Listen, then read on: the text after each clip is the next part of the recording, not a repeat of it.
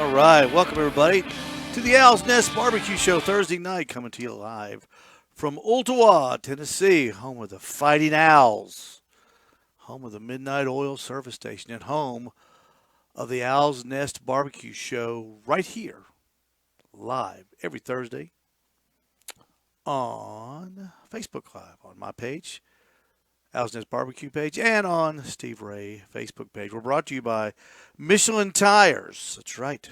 When it's time to go, you don't have time to worry about your tires, do you? No, sir, Bob. The Michelin Defender LTX is the leading truck tire industry. Industry-wide. SUV and light truck tires, all sizes available. Folks, spring break is coming up. Your wife, children, yourself will be traveling from yonder to the beach. You'll be coming right down I-75, right past me. Stop at exit 11 and come see us. But make sure your tires are roadworthy. And when you get ready to buy nothing but Michelin tires. We're also brought to you by all the Butcher Barbecue products, the rubs, the sauces that have won the 2018 World Barbecue Championship. David Bosca is that person. His rubs will win you over. He will win your family over.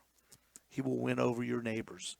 They're just that good. From grilling addiction to Butcher Barbecue Premium Rub, championship flavors for the backyard Pitmaster. I want to remind everybody that the Owl's Nest Barbecue Show is the broadcast partner of Backyard Smokers Barbecue on Facebook. Go there now and check him out. Wes Phillips' page. It's a great one of the best ones on Facebook. Over 70,000 members and growing by leaps and bounds every week. That's the Backyard Smokers Barbecue page on Facebook. Let me refresh this. I want to let everybody know we've got a great guest tonight. Jason Wiljanen will be with us tonight, live from Missouri. If you haven't seen Jason, you can check out his YouTube. You can check out his YouTube page, Trendkill Barbecue. Let me turn that off. All right, we're smoking with gas now. Trendkill Barbecue, had one of the best Smokefire reviews of any I saw anywhere, whether it's on YouTube, it's on Facebook, on mainstream television. Had one of the best ones that I ever saw, and Jason will be with us tonight. But the main reason I wanted to get Jason on tonight was not so much the Smokefire. We're going to talk about that, of course, but it was his grilling shed. Folks, you won't believe when you see it. It's on behind me right there. He's standing in front of it. We're going to talk to him about that. This shed is so cool, and the things that he is going to do to it in the future. I want to let everybody see it because it's that time. Springtime's coming. And if you've been thinking about it, say, man, I need a shed. I need a grill shed. This will maybe give you some good ideas. Jason's pretty handy. He's pretty handy with the hammer. He's pretty handy electrician. He's pretty handy with the grills. He's a man's man. He's a Renaissance man. And we're going to be talking with Jason about 10 after the hour. Also, I want to remind everybody in Chattanooga, the 5th annual Scrappy's Chicken Wing Contest, part of the University of Tennessee at Chattanooga Fan Fest celebration, is Saturday, April the 4th, in the parking lot across the street from McKenzie Arena. Owl's Nest Barbecue, Steve Ray and Frank Blair will be there, putting our wings up against some of the best. Defending champion Nick Thayers has already said he is going to be there. Sean Cosby will be there. All the great chicken wing cookers, Jeff Maxwell will be there. All the Smoking Goats barbecue team will be there. Jeff and George will be there competing as well. All the great chicken wing cooks in town will be there. We urge you to come out. That's going to be April the 4th. That's a Saturday. All the fun will start about 11. We're getting free wings from Tyson. I'm sorry, not Tyson. Pilgrim's Pride here in Chattanooga will be giving us and donating us all the wings that we care to cook. Thank you, Pilgrim's Pride, for doing that. We really appreciate that.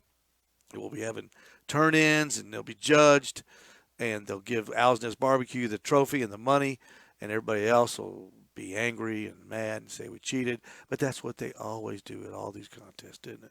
You know that. If you're a contest cook, you know that. If you don't win, you got screwed, right? Well, we're used to hearing that. But that is going to be the 4th, Saturday, April 4th, down at McKenzie Arena, and we're in Scrappy Moore Field.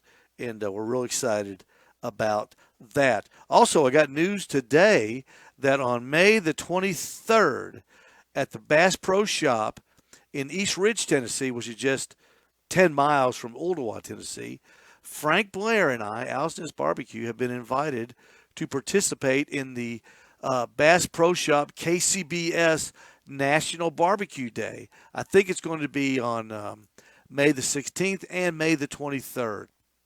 2 Saturdays in a row. Check that date. I know the 23rd is Saturday. 16th, I'm pretty sure it's a Saturday. We will be there setting up from 11 to 4, giving away barbecue, telling everybody about the KCBS, telling everybody what it's like to compete, what it's like to be a member, how you can join the KCBS, and we are really looking forward to that. That was Frank and I could not be happier with that news. It's going to be a great day.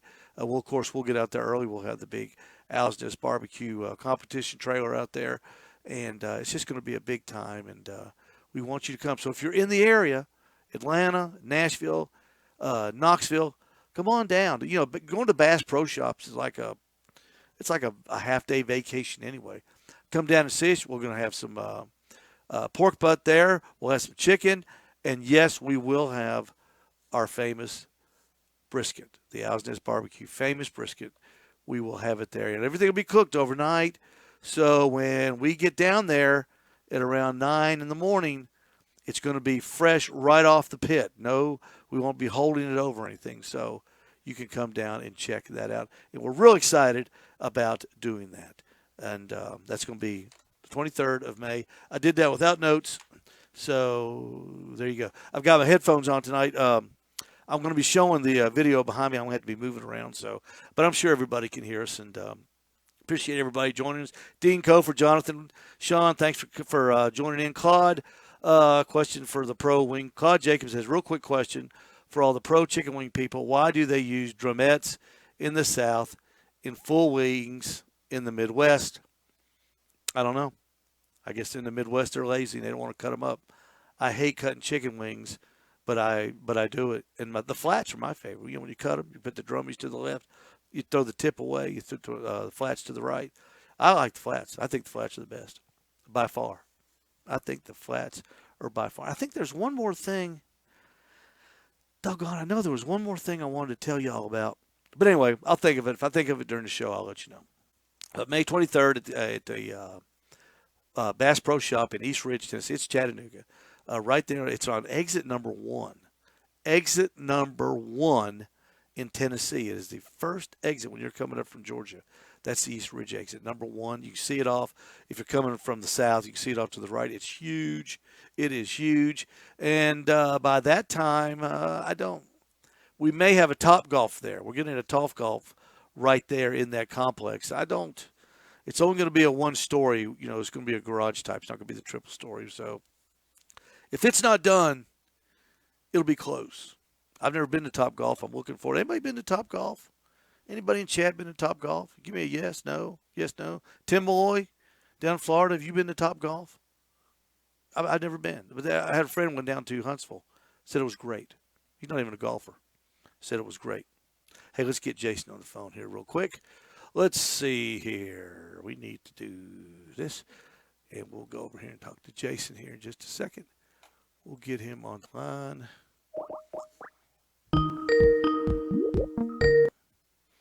Hey, Jason.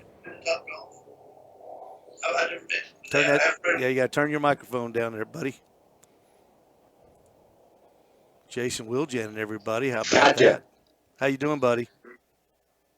Can you hear me okay, Jason? I'm doing well, Steve. Thanks for having me. Can you hear me okay? I can. Okay, I can hear you now. You look great. I can. Can you hear me? Oh, I hear you just fine. You look fantastic sitting there in the man shed drinking the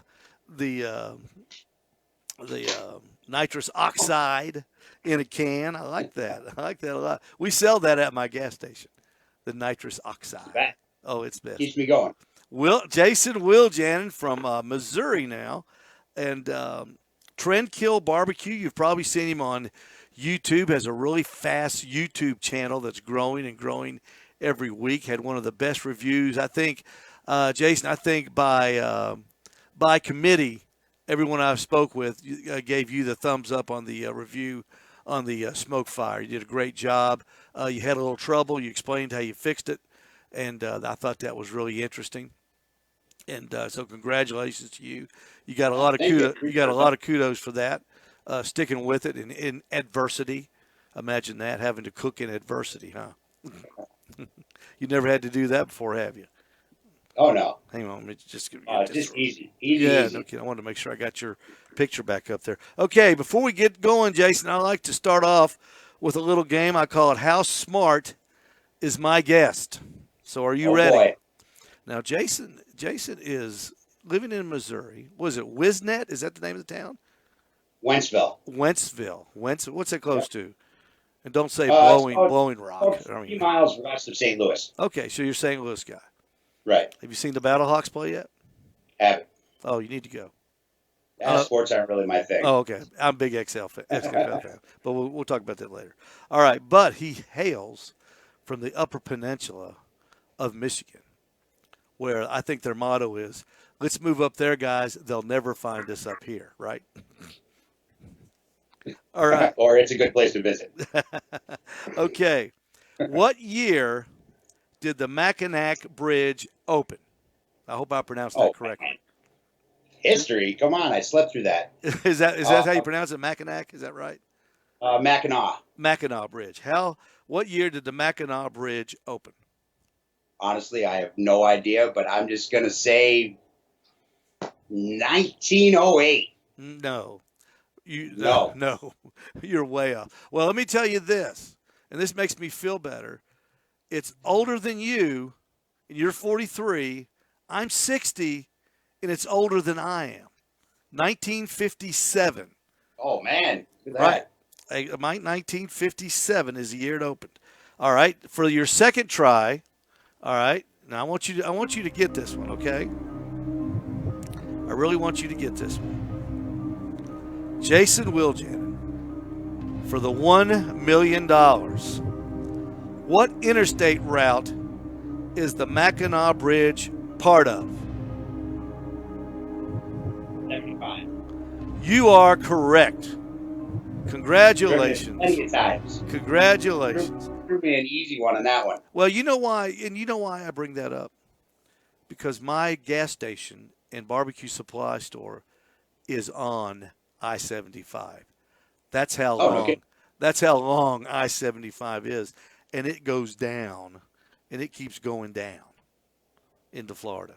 So we had something in common. We shared the same main street. How about that? The big Mackinac Bridge is called the Big Mac. It is that's what it's called by Michiganders. It is the world's 24th longest bridge, Jason. Construction began May 7th, 1954, and it is the longest suspension bridge in the Western Hemisphere. So when you go to work tomorrow, you will dazzle You get them. good fudge there, too. Get what? You get good fudge. Good fudge. That's what I know about the Mackinac. Oh, really? It's fudge place. Oh, yeah. Oh. Oh, yeah.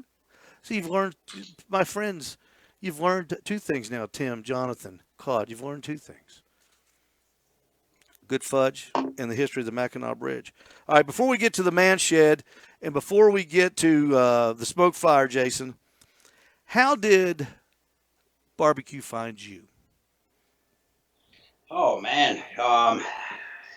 It actually was it was an old Brinkman that my father had picked up from, I believe it was Sam's Club. And I was to cook. I've always cooked, even from young age, most of my recipes were, 8, 9 years old, and it was all microwave based because my mom wouldn't let me use the stove right off the bat. So we got that, and I just started looking into it and started trying meats, and it just kind of, I don't know, it just grabbed me from there. I've loved it ever since. And I was probably maybe 19, 20 years old at the time. Wow, so you got into it when most everybody was chasing cars and chasing women, You were chasing Yeah, barbecue. pretty much. I Yeah. did plenty of that before that. What was the first protein you cooked, and how did it turn out? If you can remember. Oh man, I don't know if it was the first, but I remember I did a. I wanted to go big. Never been afraid of trying anything, and it was a suckling pig. Wow. First thing. And yeah, just it was just a little 30 pounder, and I was on. This was before YouTube was big, even around, and it was just a couple of forums on the internet. I believe it's called the Smoke Ring, and I think those guys are still around. I don't know if it's well trafficked anymore or anything Mm-hmm. like that, but I was just browsing through there, and I picked up a suckling pig from the local butcher, and I figured I'd give it a shot, and it actually turned out quite well, and that was really what got me into it. Just being able to take meat like that and Yeah. turn it into something delicious. I So thought I thought I did a brisket and it turned out terrible, and I thought I had gone big first. But first thing you well, pig, I've that's done bold, man. plenty of That's it, bold. so I have now. The first one I did was, oh, it was horrible. I mean, it was horrible. I thought, who in the world likes barbecue? This stuff's terrible. I think Little did I know. All right, everybody's feeling rich. let's fast forward to 2020.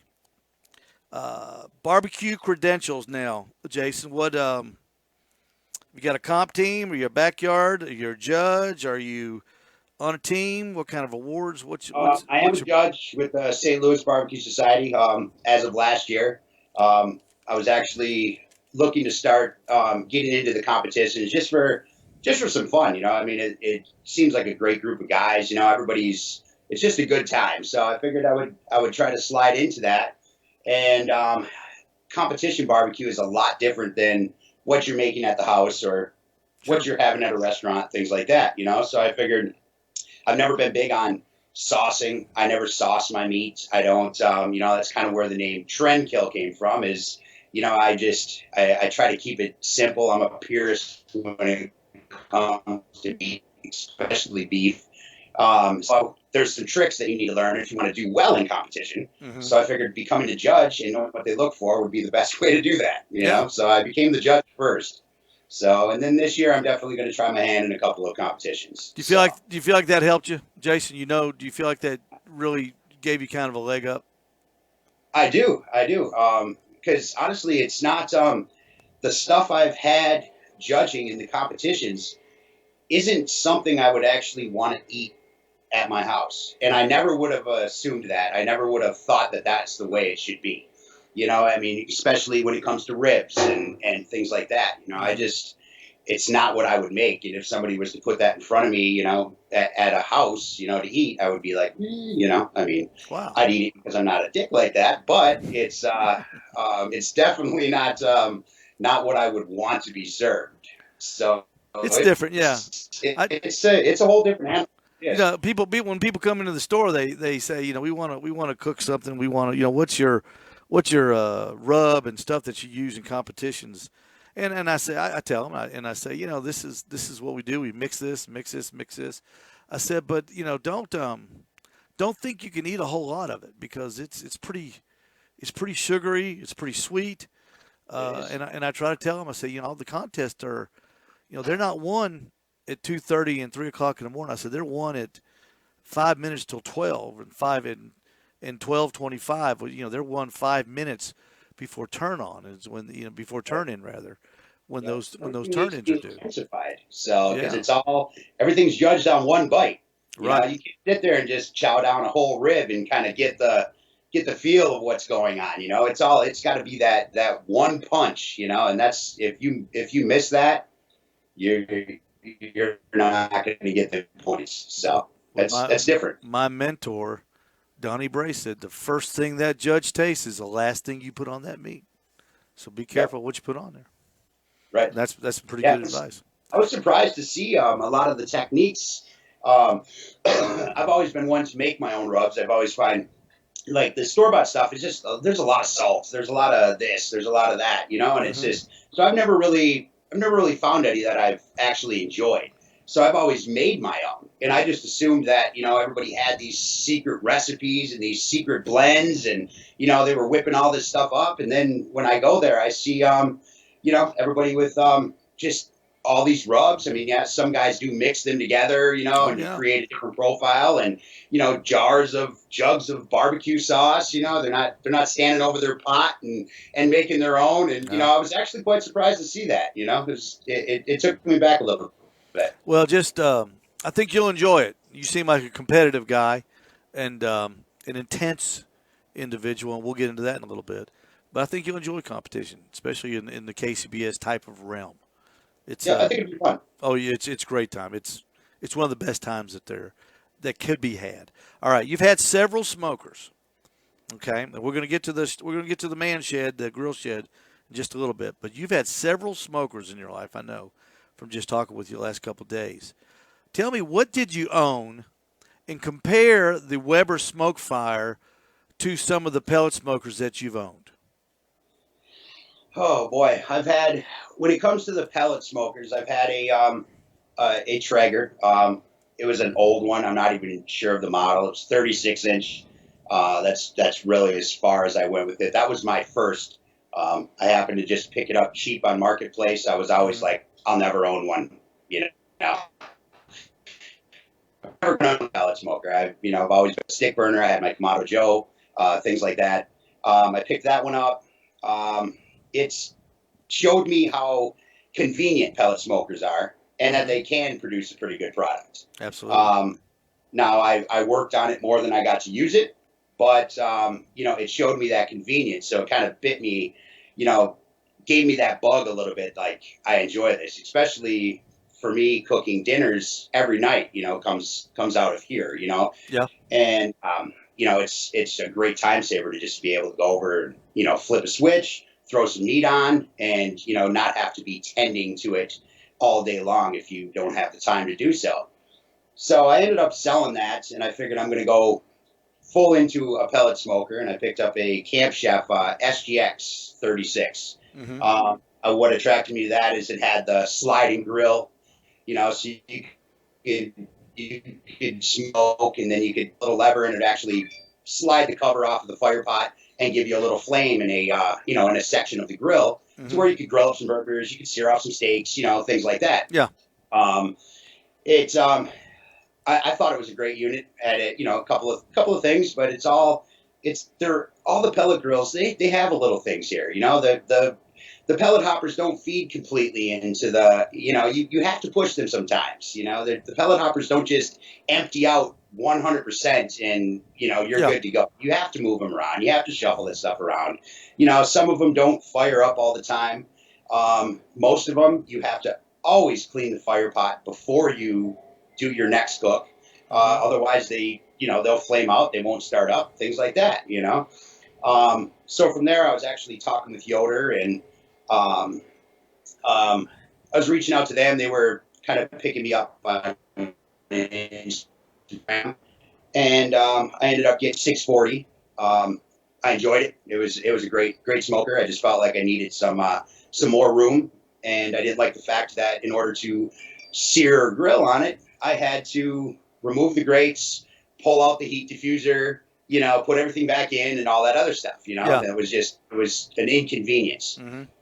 So I ended up with a YS 1500, which actually has the slide over the fire pot, and that one was probably before the Smokefire was the best. A lot of the complaints with pellet smokers are you don't get enough smoke flavor, and a lot of that reason is because they're like convection ovens. So that smoke is traveling through the chamber so fast. It's being blown by fans. It's coming out the stacks, and the smoke doesn't have a chance to kind of dance with the meat, so to speak. So choke on the exhaust, so I could actually choke it down and slow that smoke down. So that thing actually produced a fantastic product and gave you that nice smoky flavor, and it was close to the stick burner. And then I just felt like I wanted to build a stick burner. I started to, this was around the time I wanted to get into the competition. and I just wanted to see if I could build my own barbecue. So I built this guy behind me here, and there just wasn't room. I already owe it to my beautiful wife to let me claim half of our patio out here with this Yeah. monstrosity. So there just wasn't room. So I ended up getting rid of the 1500, and I figured I won't need a pellet smoker anymore. I'm just going to use my big dog, and I felt it. I did, especially for dinners. There was many days with the weather hitting us and it getting raining, and it's like I can't spend all day out there stoking fires and dealing with all that. And I was on the market again, and when I heard about the smoke fire, and what intrigued me was the fact that I could full out grill on it and smoke on it, and I figured that So filled a that perfect was a hole. big selling point to you, was the sear capability, because every time when I was hearing the promos and all the advertisements, or the early reveals on YouTube and on Facebook everywhere, the number one point was it'll cook at 600 degrees. It'll sear. It didn't say it smokes great. It gives you great flavor when you're smoking meat low and slow.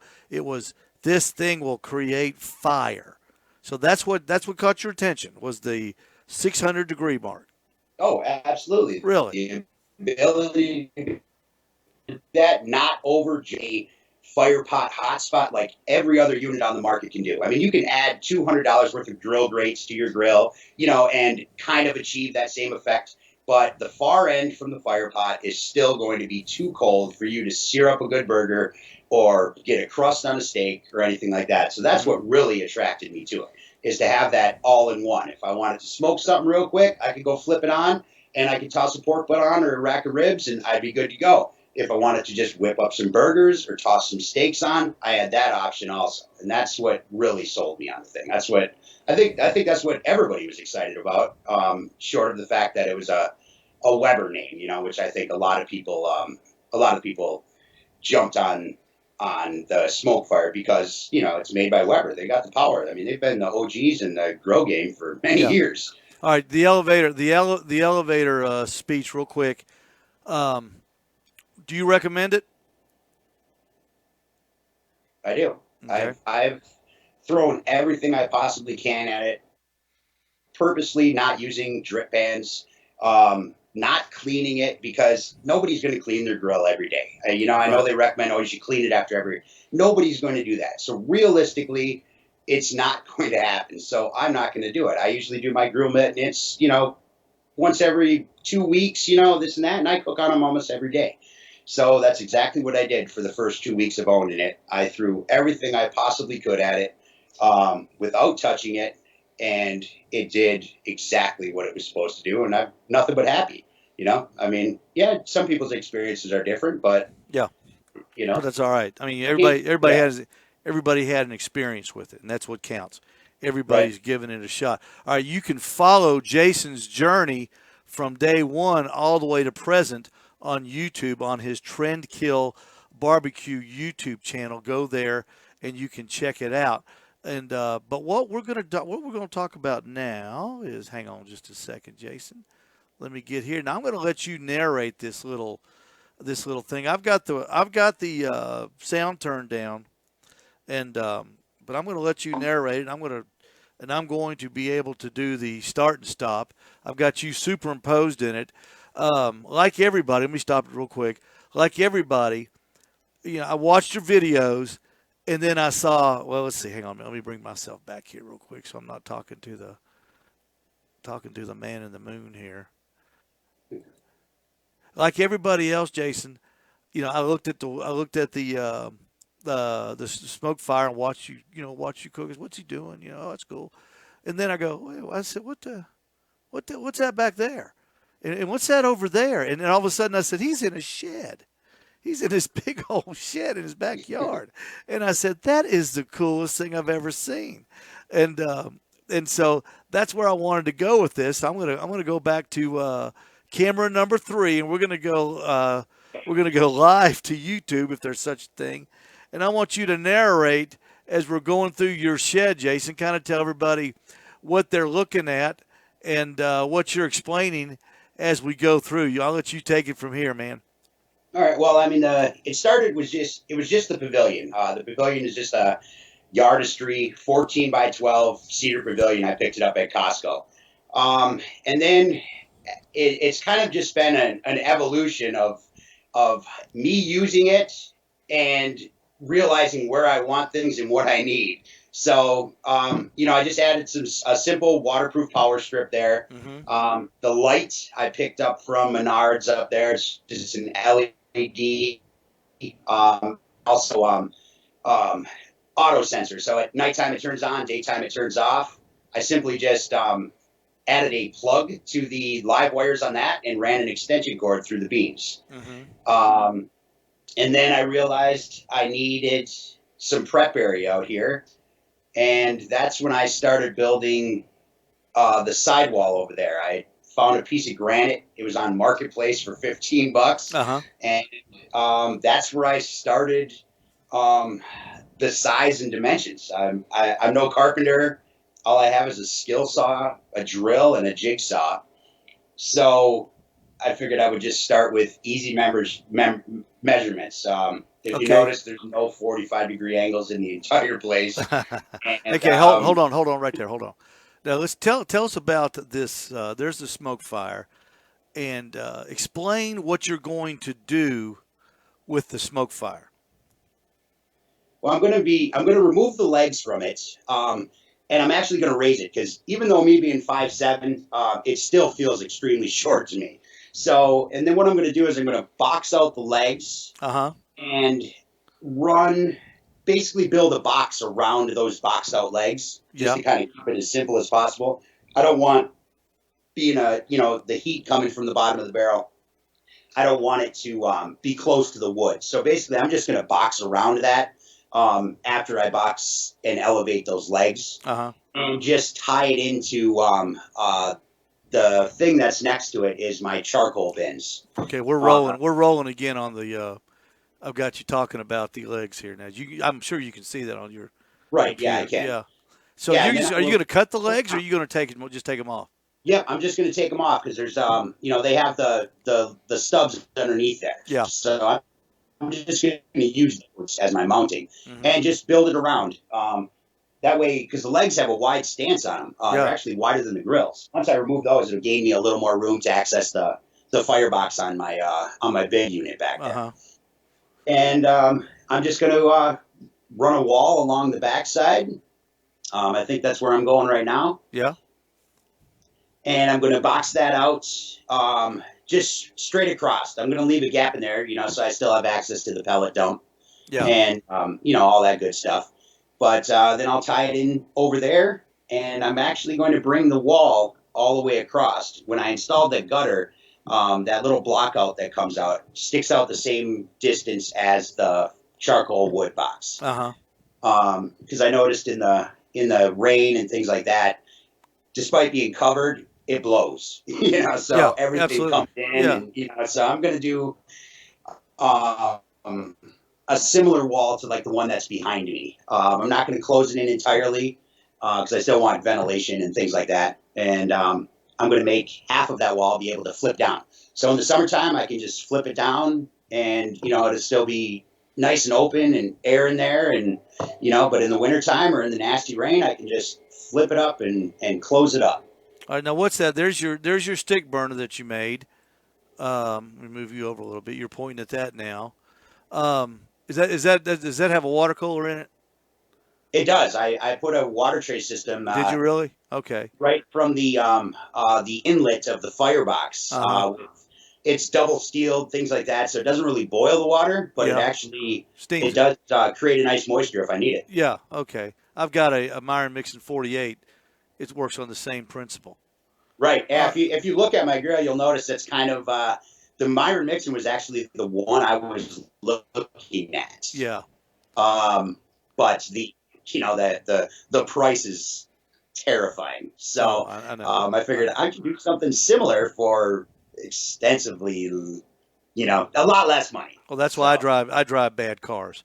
I'm the only guy that owns a full service station that breaks down on the way to work every morning. because Yeah, but you got that Myron mixing I in the got that backyard. Myron mixing. No, that's right. I said that's what I tell my tow truck driver. I said, but I got a Myron mixing right there at the house. Okay, we're looking from the outside looking in. What about those rafters there at the top? Are you going to bring those? Are you going to block those in? I'm not sure on that yet. I was thinking of actually, I didn't want to close them in, so I was actually thinking about screen. Because Yeah. That's a screen good would idea. stop rain from blowing in, but then it would still keep it open for air and smoke and things like that. Because when the Trendkiller's running, um, it gets smoky. Yeah. So I want as much ventilation as possible. I don't want to be in there choking myself out, you know. How much So I space? think screen How much actually do the space, job. Jason? How much space is there between the house and the structure? There's actually close to 3 foot. Uh huh. I know the pictures are deceiving, Yeah. and when I was actually posting the pictures as I was building it, I think most of the comments were, "Why is it so close to the house? You're going to catch your house on fire. You're going to have snow build up, and things like that." But yeah, no, the pics are deceiving. There's a good 3 feet or so between the house and the actual pavilion itself. And I think And you've I got put I a think you gutter I up think there. you got gutters on it too, don't you? I did, yes, Yeah, to that was keep the smart. water from running against the foundation. So. Do all the houses in Missouri have gutters? Yeah, I would hope so. As much as it rains around Yeah. here. Well, that I say that, but there's a couple places. I've got friends that live in parts of the country. They don't put gutters on their house. It just comes down and makes you know ditches where it hits. I don't know why. So that's a prep table there, I guess, right? Is that a Pardon? prep table? Is that a prep table in front of the? Yes, it is. Yeah, Okay. that's the piece of granite. And then I figured I'd put a garbage can in there, for that kind of stuff. And I Yeah. had the pellet hopper. It's actually normally on a stand. That's the pellet can. Hold on a minute. Hold on before we get down there. Tell everybody this. Looks like you got a piece of granite there, or Right. Yeah, that's the piece of granite I gosh. found on Marketplace, and that's Yeah. really what gave me the dimensions to start building the entire prep area because I'm not going to cut granite, so I figured I'll just build it around to that piece that I found for Yeah. $15 and do it like that. So that's where you do all your prep work there. Was that a beer thing or is that a sink? Do you have water? You have running water out there? No, I was going to put a sink in there, Yeah. but then I figured I would just never use it. While it would be cool, I wouldn't use it. So that's just my storage area. I'm still going to put a back along the back there. Yeah. Because actually the pig goes in there and knocks all my stuff down and things like that. So Okay, right there. Right there. There it is. Right. There's that. I know the writing, and I'll turn it on in a minute. Tell us about that pellet hopper because that thing is cool. it is. As soon as I seen it, I was trying to solve the all the pellets in buckets problem. And I came across that. It's called the pellet can. It's from Wright Manufacturing. They do say that they are sold out now, but I guess they're working on a new model that's coming out. But it has 5 chambers in it. It holds a full 20-pound bag in each one of the chambers. It's fully gasketed. All the metal in there, anything that comes from the exterior to the inside has a gasket running through it to keep moisture, rain, things like that out. And then it's basically just dumps down at the bottom. You kick them little levers, and it'll funnel out pellets into whatever you choose to do. And they designed it with the stainless steel top so it can double as a prep area as well. Yeah, that's what I was going to ask. I was going to say that looks like a prep area in itself. Right. Yeah, that's kind of what their plan was. Because on the stand itself, there's a bottom shelf. And then there's also tool holders and things like that on the side of it as well. Yeah. So I just took it out of the stand and built it into the prep area. So looks like you've got your what kind of griddle is that? Is that a camp stove or is that a charbroil? Oh yeah, that's a Camp Chef. Camp Chef. Yeah, an Explorer. Yeah. All right, that looks like, what is that? How big is that? 24 inches?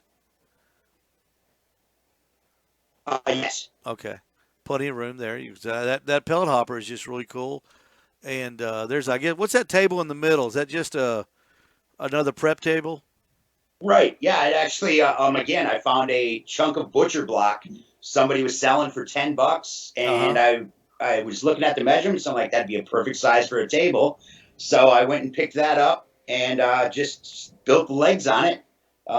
Grabbed some wood from Home Depot and put legs on it and turned it into a table. So that's where I sit. I can prep. I can put things on it. That kind of good stuff. So, Yeah. What kind of a roof? island. What kind of a roof do you have? It's an aluminum roof. Actually, came with the pavilion. Mm-hmm. That is so cool. So what are your plans for it in the future? I know you're gonna block it in a little bit. You have plans for any water or electricity as far as heating or cooling or anything out there? Well, I do have. I know it's not in the video, but up in the front corner, I actually have a power fan installed up there as well. I saw that. Yeah. A floor fan that I had put in just to cool you down when it's hot in here, Mm-hmm. and also if it gets too buck wild with smoke, it'll blow it out the back of the back of the shed. Yeah. So, and away from the house. So.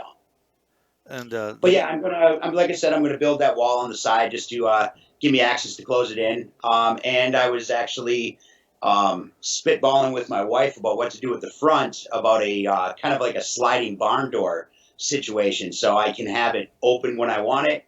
mm-hmm. But if the weather's nasty and I need to hide out, then I can just slide it and close it. So you got plans for any refrigeration out there? no, I don't. I'm right at the back door. So I'm right. Kitchen is right there. Yeah. So Yeah. there's just no reason. Sure be a less walk to go get your beer though. It would, but I'm trying to use the space the best I can, and tossing a sink and a fridge in here. I'd be extending it, and yeah. Next thing you know.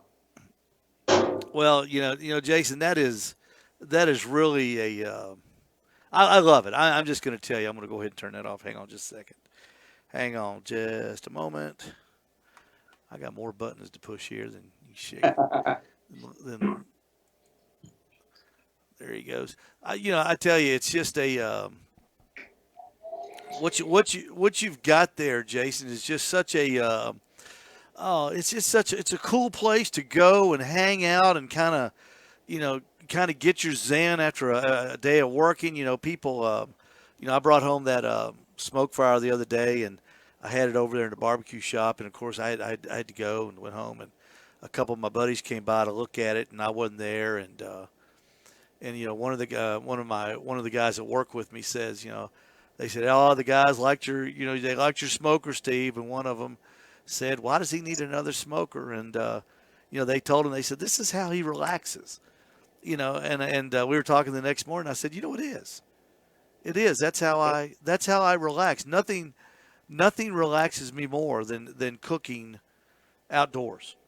And so the best therapy is smoking meat. Yeah, and the only thing I hate about it is it didn't find me until 8 years ago. I wish I was like you when I was 20. I had an interest in it, but I didn't. So I'm trying to play, I'm trying to play catch up and get everything everything I can, and able to afford.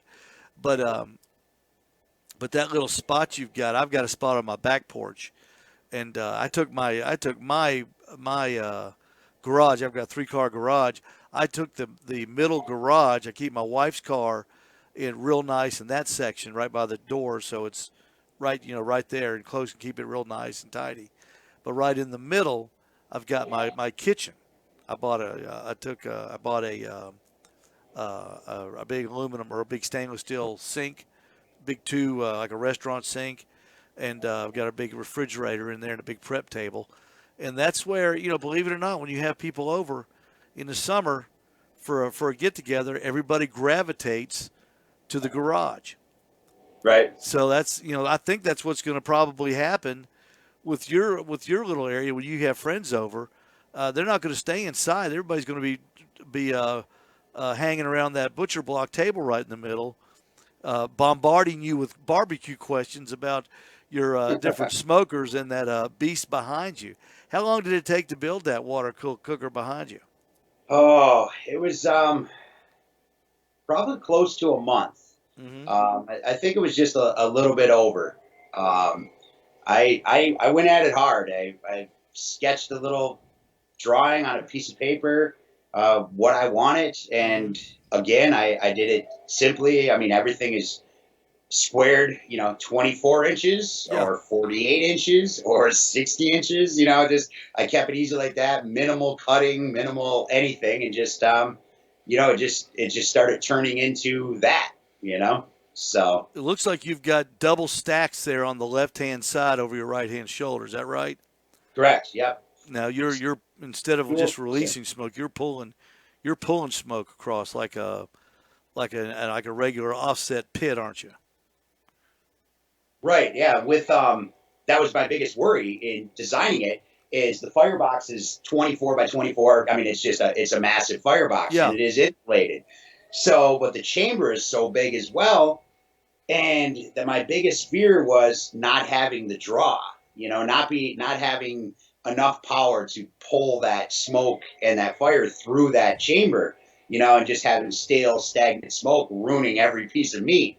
So I figured I'd put, instead of one big stack, I would put two 5.5-inch stacks. So that way I can never have too much. I can always choke one off, or if I needed more, I could always full bore them.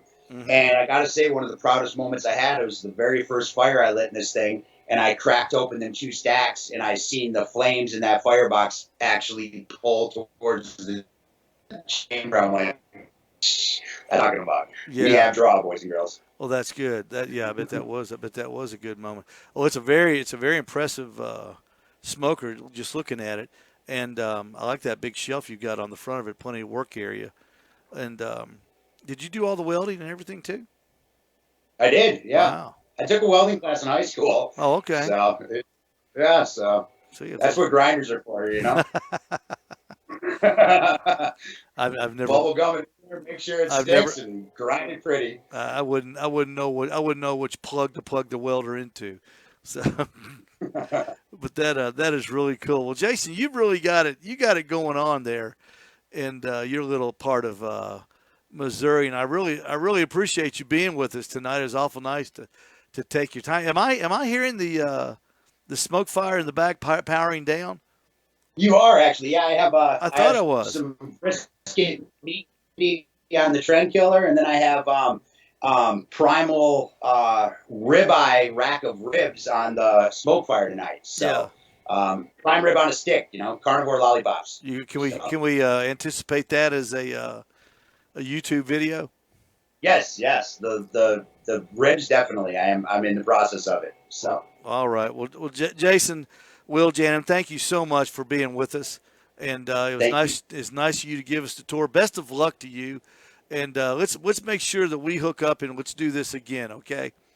Sounds good. Thank you much, Jason. Appreciate it. What a nice fella, and what a smart guy, and just a really neat grill shed he's got there in Missouri. He said he bought it at Costco. I've been into Costco Sam's and see those big gazebo type things he's got, and that looks like that's what he got, and he just added to it and kept adding to it. We'll keep up with it. We'll keep up with Jason. You can keep up with him too on YouTube, and we'll kind of see what he does to the shed as we go along through the spring and through the summer. And I hope that if you're thinking about doing a grill shed or a he shed, whatever they want to call it, I hope that maybe you got some inspiration from that and got some good ideas. Personally, if I'm going to be outside, there's going to be a refrigerator with stuff in it for me. I'm not even going to have to walk inside because I get yelled at. Your shoes are dirty. You smell like smoke. You guys here, blah, blah, blah. So I'm going to keep a refrigerator out there. And I bet Jason, after a while, I bet his wife shoes him out there a little bit more, and he'll have a refrigerator too. All right, everybody, thank you for watching. Thank you for listening to us here on the Owl's Nest Barbecue Show. I want to remind everybody, for all you barbecue heads out there, the weekly lineup of YouTube and Facebook barbecue information shows on Sunday night. It's Barbecue Tavern Talk with Ricer. Starts at 7 o'clock Eastern Standard Time. And that's at, 7 o'clock 7 o'clock Central Standard Time, 8 o'clock Eastern Standard Time on YouTube. And Monday night, it's the Atlanta Barbecue Store Chewing the Fat with Brian and Ellen Jarvis. They start at 9 o'clock on their Facebook page. The Atlanta Barbecue Store, just a great place to buy rubs and sauces. Tuesday night or Tuesday afternoons at 5, you've got Johnny Maggs, the barbecue mailman, and his buddy Messy Mike, host of the Pit Life Barbecue Show. I think they got Robbie Royal coming up this Tuesday at 5 on Facebook on the Pit Life Barbecue Facebook page. And also Tuesday night, the granddaddy of them all, the Barbecue Central Show with Greg Rempe at 9 o'clock Eastern Standard Time on Facebook and on YouTube. And Wednesday, you got Just Piddlin' Barbecue with Sandy Smith and his wife Brandy at 8 o'clock live from Claxton, Georgia on YouTube. That's the Just Piddlin' Barbecue Show. Thursday nights, this is where it's at, y'all. And on Friday, don't forget, all day long, you've got the best of the Barbecue Central Show in 10 minutes or less with your host, John Solberg from Fenton, Michigan. Here on you can hear it on podcast all day long. The Barbecue Central Show, some of the best segments Greg has ever had on the Barbecue Central Show. You can hear them live on Friday. Everybody, thank you so much, and we'll see you right back here next Thursday night on the Owl's Nest Barbecue Show. Good night and good luck.